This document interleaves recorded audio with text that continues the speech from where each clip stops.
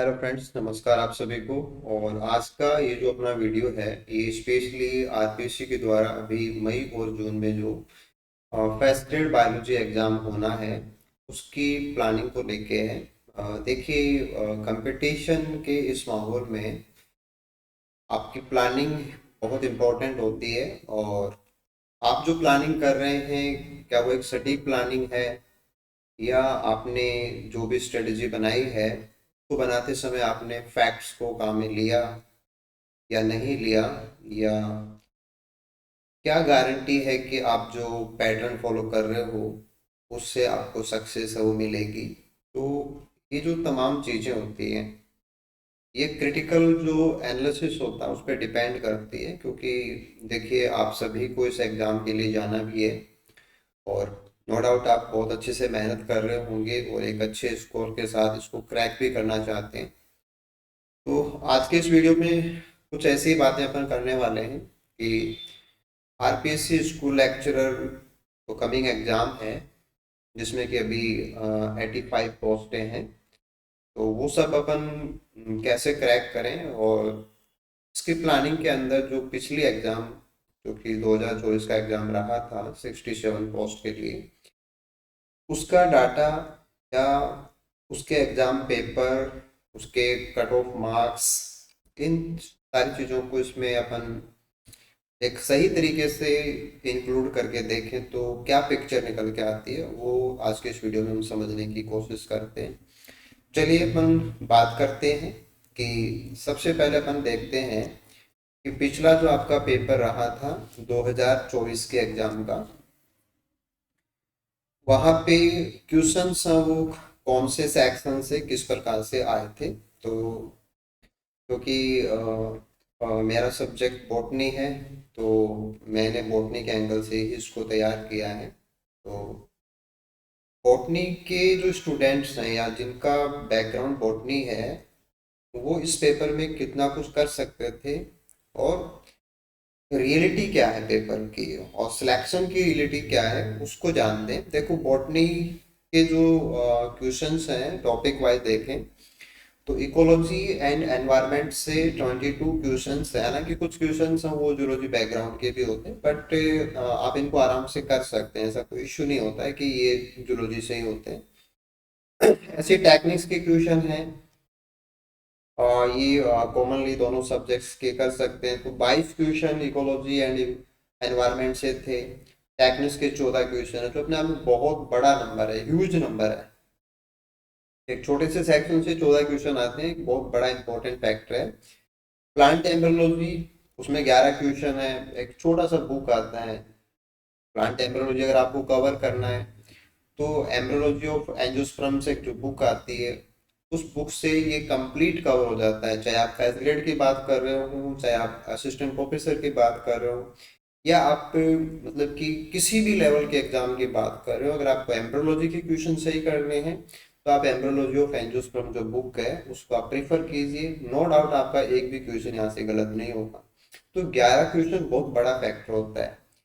ऐसी टैक्सोनॉमी के 7 क्वेश्चंस हैं, सेल बायोलॉजी के 6 क्वेश्चंस हैं, प्लांट फिजियो के 6 क्वेश्चंस हैं, जेनेटिक्स के 5 क्वेश्चंस हैं, बायोटेक के 5 क्वेश्चंस हैं, प्लांट एनाटॉमी के 4 क्वेश्चन हैं, बायोकेमिस्ट्री के 4 क्वेश्चन हैं, एल्गी के 3 क्वेश्चन हैं, टेडोफाइट के 2 ही क्वेश्चन थे, इवोल्यूशन के 2 क्वेश्चन है, जिम्नो का एक ही क्वेश्चन था, इकोनॉमिक बॉटनी का क्वेश्चन कम है, माइक्रोबायो के क्वेश्चन कम है। तो कुल मिला के ये जो मार्क्स बनते हैं, अभी हमने यहाँ पे देखा कि टॉपिक्स का जो कंट्रीब्यूशन है पेपर में वो इक्वल नहीं है। आप देख सकते हैं कि इकोलॉजी एंड एनवायरनमेंट के जो क्वेश्चन है बहुत ज़्यादा है, मतलब बहुत एक्सेस में क्वेश्चन है, एक पूरा का पूरा बायस पैटर्न है। टेक्निक्स है वो पूरा का पूरा एक बायस पैटर्न आपको दे रहा है। ओवरऑल सारे को आप सम अप करते हैं तो ये 186 नंबर के क्वेश्चंस हैं। तो वो बॉटनी या थोड़ा सा आप कहें कि जो कॉमन चीजें हैं उसको लेके बॉटनी बैकग्राउंड के स्टूडेंट्स हैं वो 186 नंबर के क्वेश्चन में आराम से कर सकते थे। दो चार क्वेश्चन आपको और भी मिल ही जाते तो आप इसको 190 तक मान सकते हैं, इसमें कोई बड़ी बात नहीं है। अब ये तो रहा कि आपका पेपर जो था वो कैसा रहा, उसमें क्वेश्चंस के जो कंट्रीब्यूशन है वो हमने देख लिए। अब अगली बात आती है कि जो कट ऑफ है वो कट ऑफ क्या थी, देखो यहाँ पे 67 पोस्टें थी, और वहाँ पे फाइनल जो सिलेक्शन के लिए कट ऑफ है वो मैंने यहाँ पे डाली हुई है। जनरल कैटेगरी के लिए 257.39 नंबर थे, यानी कि जो आपका पेपर होता है जिसमें 300 नंबर प्लस 150 नंबर का जीके होता है, इसमें सब्जेक्ट और टीचिंग मेथोडोलॉजी वगैरह वो सब होता है, जीके होता है। तो 450 में से स्कोर था ये सिलेक्शन वाला, 257.39। ओबीसी के लिए 237 पॉइंट समथिंग था, ईडब्ल्यूएस के लिए 185 पॉइंट, एमबीसी के लिए 185 पॉइंट, एससी के लिए 199.6 और एसटी के लिए 179.91 स्कोर था। तो ये तो बात हुई कि कट ऑफ जो था वो कुछ ऐसा था। ओके, अब अगर हम इसमें सबसे बड़ी कट ऑफ की बात करते हैं, क्योंकि अगर आप इस एग्जाम के लिए जा रहे हैं तो आपका स्कोर नो डाउट बहुत अच्छा होना चाहिए, और अच्छे से अच्छा स्कोर क्या हो सकता है उसकी बात करते हैं अपन। तो यहाँ पे जनरल कैटेगरी के लिए जो कट ऑफ थी वो 73.54% है ना। कि इतने मार्क्स वालों का वहाँ पे सिलेक्शन है वो पिछली भर्ती में हुआ है, इसका मतलब ये हो गया। ठीक है, अगर हम इसको ओनली बायोलॉजी के सिलेबस के अकॉर्डिंग बात करते हैं, देखो ओनली बायोलॉजी का मतलब ये है कि आप इसमें से जो टीचिंग साइकोलॉजी वगैरह है उसके क्वेश्चंस को आप निकाल दीजिए। तो ये जो आपके मार्क्स बनेंगे, जैसे 300 नंबर का है तो आप इसमें हार्डली 20 नंबर और माइनस कर दीजिए, तो 280 नंबर जो आपके बनते हैं उसके अकॉर्डिंग उसमें से आपका जो कट ऑफ है वो 73.54% था ना। तो इसका आप देख लीजिए कि 73.5% जो बनता है ना वो तकरीबन 205 नंबर बनता है।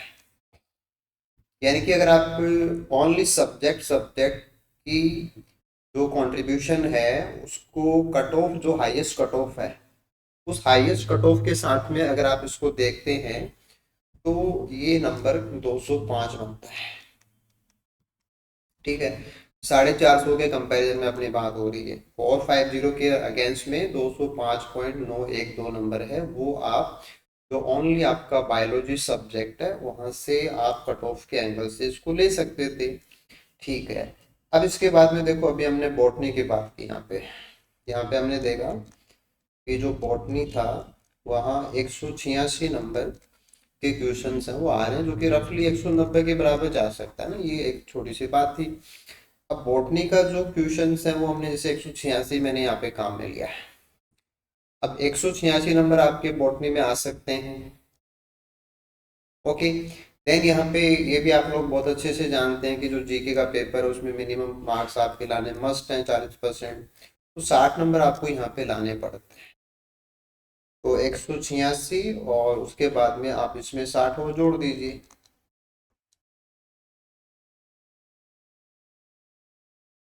तो 246 नंबर बनते हैं। ठीक है, 246 मार्क्स। अब जो 246 मार्क्स हैं अगर आप इनकी बात करें तो 246 मार्क्स क्या है, मतलब आपको जीके में तो 40% नंबर लाने ही पड़ेंगे, वो तो मिनिमम है, आपको 60 नंबर वहाँ पे चाहिए 150 में से।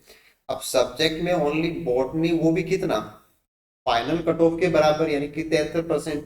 अगर आपकी बॉटनी में 80% नंबर आते हैं तब तो ये फिगर बहुत बड़ा होने वाला है कि ये तो 250 को पार कर जाएगा। तो हियर आई वांट टू से कि आप ऐसे बिना रणनीति के पेपर के लिए मत जाइए, आप एनालाइज कीजिए। आपके पास आरपीसी की साइट है, आरपीसी की साइट से आप डाटा लीजिए, नंबर ऑफ वैकेंसीज वहाँ पे है, कट ऑफ वहाँ पे है, अगर आप एपी के लिए जा रहे हैं तो वहाँ पे इंटरव्यू कॉलिंग का भी डाटा है, फाइनल सिलेक्शन का भी डाटा है, तो सारी चीज़ों को आप काम में लीजिए। तो यहाँ जो हमने नोटिस किया कि अपना जो सब्जेक्ट है ओनली बॉटनी, बॉटनी की बात की जाए तो वो एक बहुत बड़ा कंट्रीब्यूशन है कि 246 जो कंट्रीब्यूशन है वो आप मान सकते हैं कि लगभग लगभग जो आपका सिलेक्शन है उसको अकेले बॉटनी है वो करवा सकती है।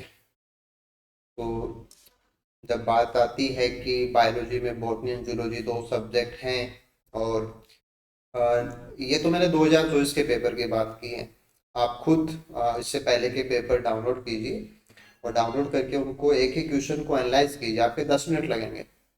आप 10 मिनट दीजिए, क्योंकि आप एक ड्रीम जॉब के लिए जा रहे हैं, आप चाहते हैं कि आप फैसिलिटी लेक्चरर बने, तो आपको ऐसे एक्सरसाइज करनी चाहिए और आपको एक क्रिटिकल एनालिसिस करना चाहिए कि पेपर में क्या हुआ है।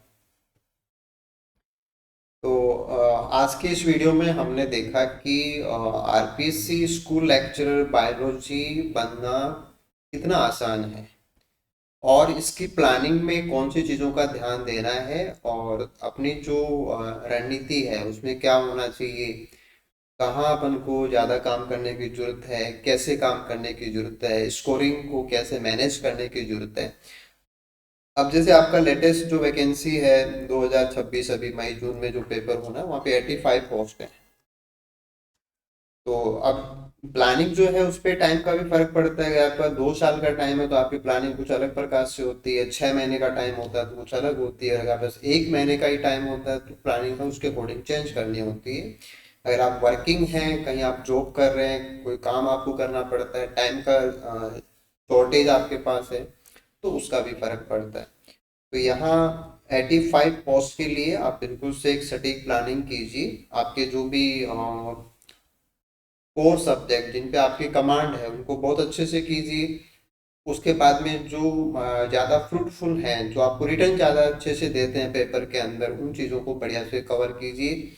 और इस एग्ज़ाम को लेके अभी हमने एक प्रॉपर जो रिकॉर्डेड कोर्स है वो हमने डाला हुआ है, जिसमें सारे पीवाईक्यूज आ जाएंगे आपके पास। बहुत सारे क्वेश्चन जो कि न्यूली सिंथेसाइज क्वेश्चन है, जेन्युइन क्वेश्चन है, जिन पे प्रैक्टिस करने से आप बॉटनी को तो बहुत अच्छे लेवल पे ले जा सकते हैं, नो डाउट आप ले जा सकते हैं। तो अगर आप वो सब यूज करना चाहते हैं तो वीडियो के कमेंट बॉक्स के अंदर इसका लिंक आपको मिल जाएगा। अ, अगर आपको इस प्लानिंग के रिगार्डिंग, इस एनालिसिस के रिगार्डिंग, या आप जो डिजाइन कर रहे हो उसमें आपको कुछ पूछने की जरूरत है, आप चाहते हैं कि ऐसा कोई इश्यू हो जिस पे आप कोई डाउट महसूस कर रहे हैं, तो we welcome all of you कि आप कमेंट बॉक्स में हमें कमेंट कर सकते हैं।